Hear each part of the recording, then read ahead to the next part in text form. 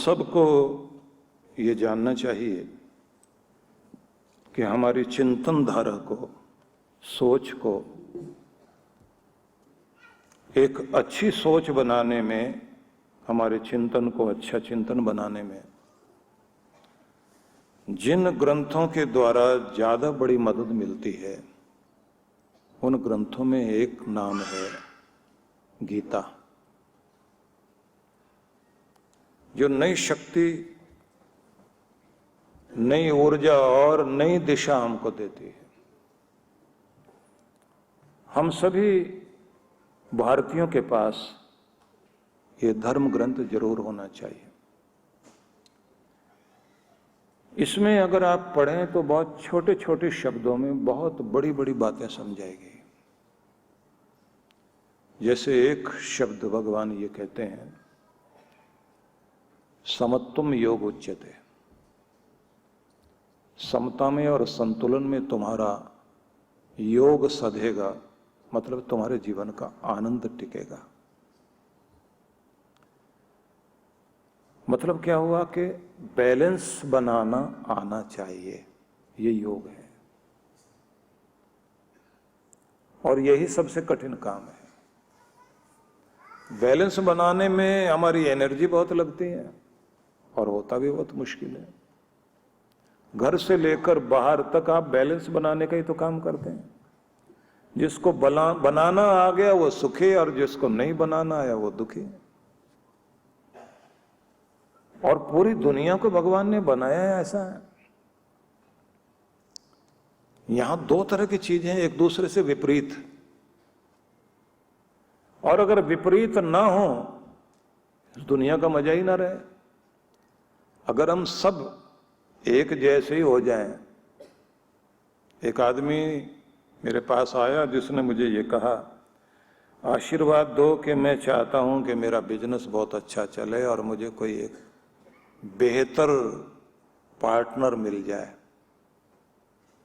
तो मैंने कहा भगवान करे तुम्हें तुम्हारे जैसा कोई मिल जाए। बोले नहीं नहीं नहीं नहीं, नहीं मेरे जैसा नहीं, मैं तो बहुत चालाक और गुस्सेबाज तुनक मिजाज आदमी हूं। मेरे जैसा मिल गया तो रोज दोनों गदा उठा के बैठे रहेंगे। कोई ऐसा होना चाहिए जो मेरे से थोड़ा उल्टा हो, मतलब मैं गुस्सा करूं तो वो नहीं करे, मैं चालाकी करूं तो वो सीधा हो। थोड़ा ऐसा मिल जाए।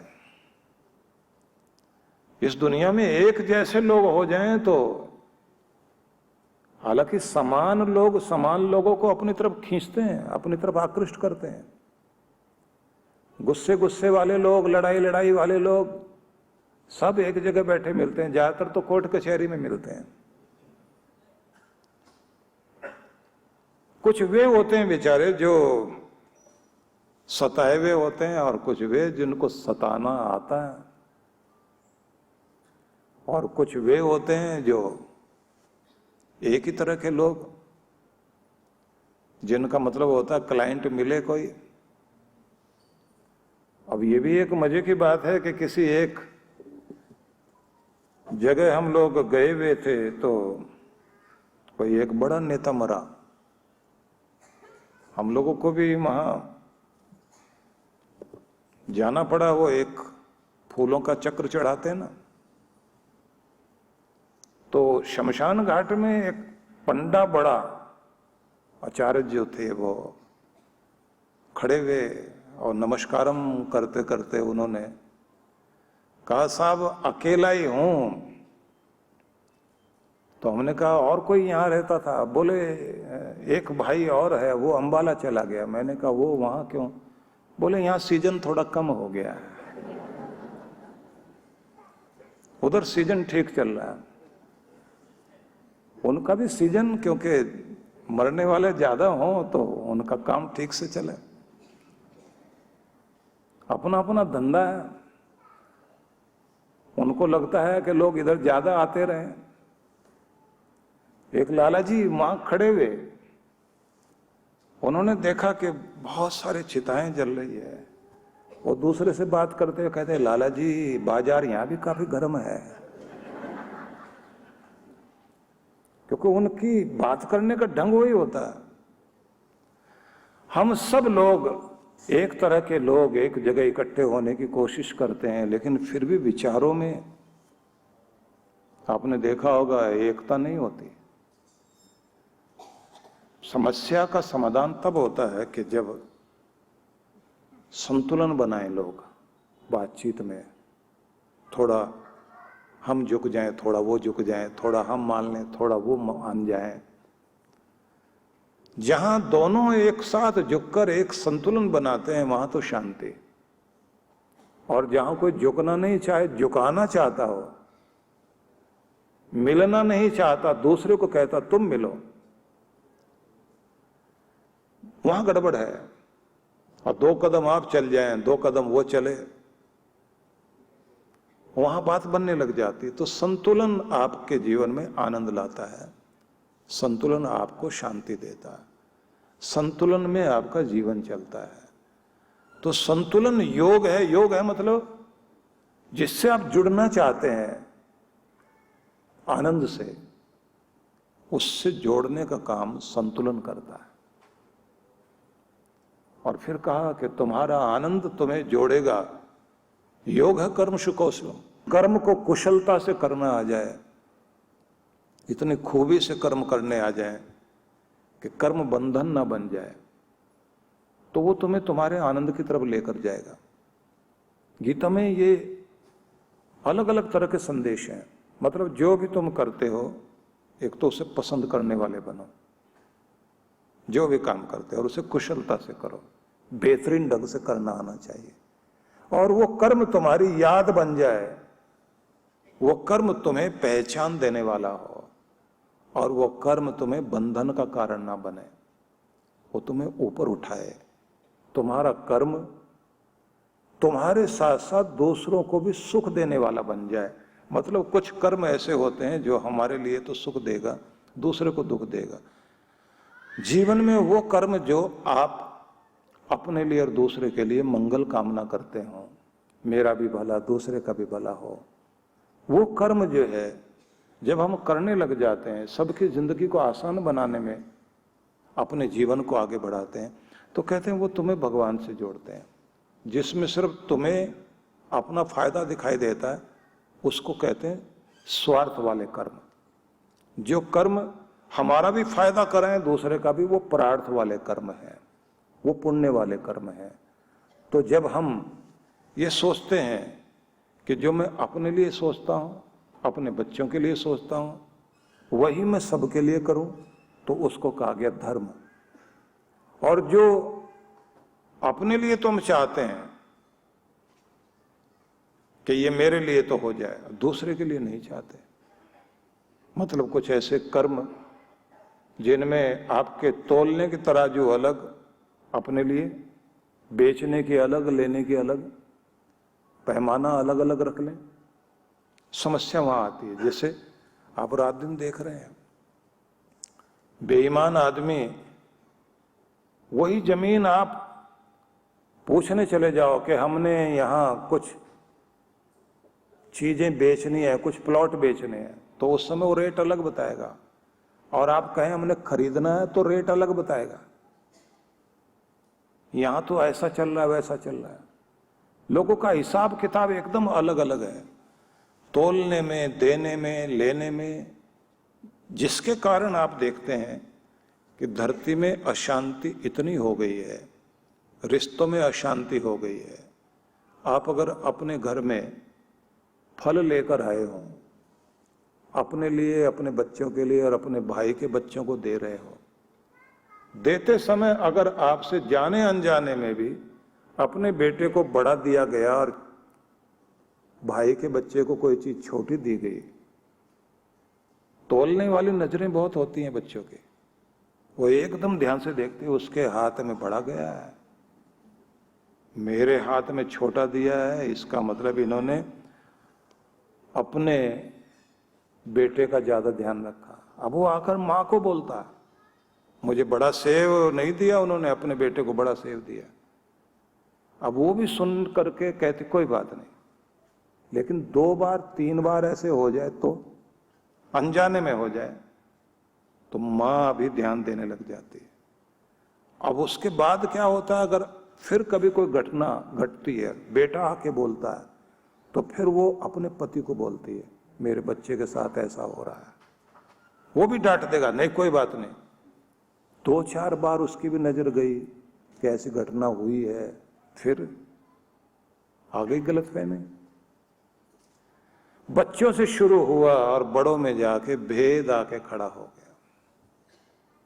इसलिए एक बात कही जाती है कि गलतफहमी जितना जल्दी हो सके खत्म कर लेना। इतनी देर मत कर देना कि गलतफहमी नफरत में बदल जाए, और अगर वो नफरत में बदल गई तो रिश्तों को खा जाएगी और जिंदगी को मुश्किल में डाल देगी। इसको सोचना चाहिए। और हम क्या कहते हैं, मैं जब अपनी जगह सही हूं, मुझे किसी से क्या, मैंने कोई गलत किया है क्या? तो आप अपने मन में सही होते रहिए, क्योंकि आपकी तरफ से जो 9 दिखाई दे रहा है, दूसरे की तरफ से तो 6 दिखाई दे रहा है। इसी को तो गलतफहमी बोलते हैं, क्योंकि आप अपनी जगह सही मान रहे हैं, वो आपको गलत मान रहा है और वो अपनी जगह सही है। जब आप आपस में बैठते हैं और गलतफहमी दूर होती है, तब दोनों ही अफसोस जाहिर करते हैं, अरे अच्छा ऐसा हुआ था, चलो कोई बात नहीं, गले मिलते हैं, हाथ मिलाते हैं। क्योंकि हाथ मिले ना मिले, गले मिले ना मिले, लेकिन दिल जरूर मिल जाने चाहिए। दिल मिल गए तो बात खत्म है। और बाहर से गले मिल गए, हाथ भी मिला लिए, लेकिन अंदर मैल रह गई तो वो मिलना झूठा, फिर समस्या आएगी। इसलिए ज्यादातर लोगों के मन में जो मैल रह जाती है, उसका परिणाम ये होता है कि हम लोग रहते जरूर हैं एक साथ, लेकिन एक साथ रहकर भी हम लोगों के मन नहीं मिल पाते। इसलिए एक बड़ी अजीब कहावत कही जाती है कि अक्सर वही दिए हाथों को जला देते हैं, अक्सर वही दिए हाथों को जला देते हैं जिनको हम हवा से बचा रहे होते हैं। जिनको हम हवा से बचा रहे होते हैं, वही हमारे हाथों को जला देते हैं। देखते हैं ना, हवा चल रही हो और आप दिया हाथ में ऐसे लेके चल रहे होते हैं ना, तो हवा आएगी और उसकी लो को हाथ की तरफ कर देती है, हाथ जलने लग जाता है। और हम क्या कहते हैं दिए को, हम तो तुम्हें बचा रहे हैं भाई, क्यों जला रहे हमको? और अगर वो 2 बार जलाए तो हाथ हट जाता है और दिया बुझ जाता है। इस बात को हम ये समझें कि जिनको बचा रहे हैं, जिनको पाल पोस रहे हैं, जिनको लायक बना रहे हैं, जिनका पूरा ध्यान रख रहे हैं, वो ही हाथ जला देंगे। ये दुनिया का अपना ढंग है। लेकिन समर्थ और समझदार लोग वे हैं कि थोड़ी बहुत पीड़ा को बड़ी पीड़ा न माने, दिए को बुझने ना दें।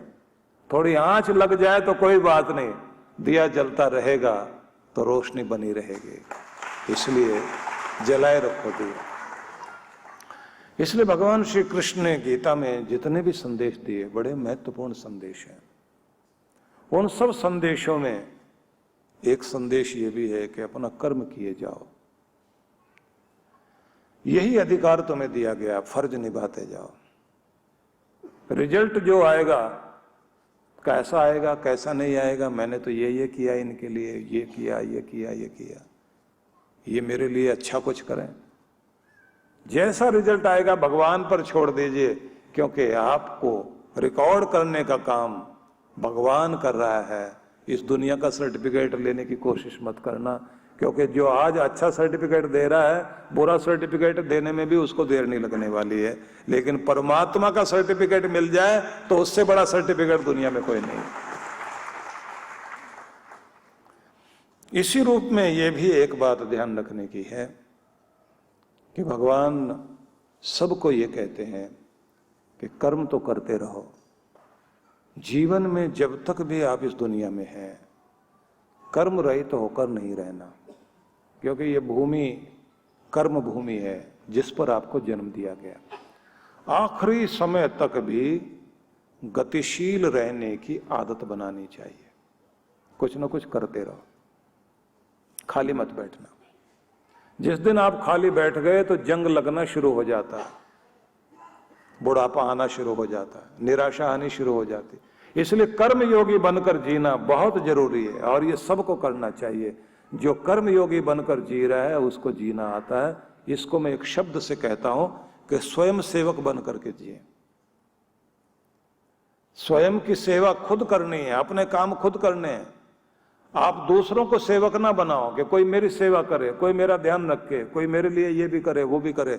जिनका कर्म करने में विश्वास है उनका शरीर साथ देता रहेगा, शरीर ठीक चलता रहेगा।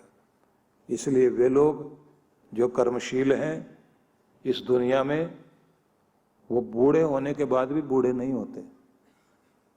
वो जरूर बूढ़े हो जाते हैं जो दूसरों के सहारे पर जिंदगी जिया करते हैं, जिनको हर पल लगता है कोई मेरे साथ होना चाहिए, कोई मेरा साथ देने वाला होना चाहिए। जब भी आप साथ की उम्मीद करते हैं तो ध्यान रख लीजिए आप मोहताज हैं, आप किसी के अधीन हैं, आपके लिए कोई आना चाहिए। और इसका उदाहरण आप इस रूप में देख लीजिए कि वो लोग जो नवाब बनकर जीते रहे भारत में, अंग्रेजों ने जब उन लोगों को उनका राज छीन लिया, गिरफ्तार तक कर लिया। अवध के नवाब को जब अंग्रेजों ने कैद किया तो एक अंग्रेज ऑफिसर पूछ रहा है कि जनाब आपको तो भागने का पूरा मौका था, पीछे का दरवाजा तो हमको मालूम ही नहीं था, यहां तो एक दरवाजा है, इधर से तुम भाग सकते थे। बोले हुजूर हम भाग तो सकते थे और हमने तैयारी भी कर ली थी, कमबख्त वो नौकरी भाग गया जिसने हमको जूते पहनाने थे।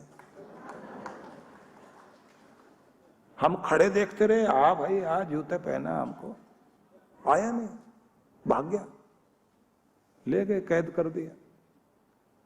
राजपाट गया, अधिकार गए। जब आप जिसके नाम पर हंसे हैं जरा सोच के देखिए कि कहीं ना कहीं हम भी तो नवाब बन के बैठते हैं घर में, पानी दे कोई आ करके, ये भी करे वो भी करे।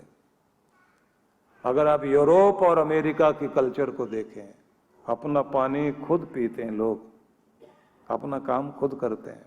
मेहमान भी आएगा तो किचन से, जिसको बुलाया गया है वो भी किचन से अपनी प्लेट खुद लगाएगा, खाने के बाद प्लेट धोकर विद थैंक्स वहां रखकर उसके बाद जाता है। अपने यहां अगर ऐसा कुछ हो जाए तो मेहमान 7 जन्म तक ना है उसके घर में। ये तो बर्तन धुलवाता है हमसे। लेकिन मैं ये तो जरूर कहना चाहूंगा कि अपना काम खुद करने की आदत तो बनाए ना। जीवन संचेतना लाखों पाठकों की बुद्धि को सच्चेतना से और हृदय को सद्भावना से परिपूर्ण करने वाली मासिक पत्रिका जीवन संचेतना। ये देववाणी है परम पूज्य श्री सुधांशु जी महाराज के उपदेशों को पढ़ने एकमात्र समान उपयोगी मासिक पत्रिका जीवन संचेतना। सदस्यता शुल्क भारत में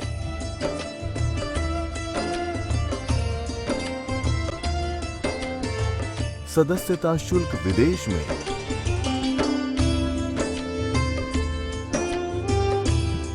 यदि आप जीवन संचेतना की सदस्यता प्राप्त करना चाहते हैं तो इस पते पर संपर्क करें। विश्व जागृति मिशन, आनंद धाम आश्रम, नांगलोई नजफगढ़ रोड, बक्करवाला मार्ग, नई दिल्ली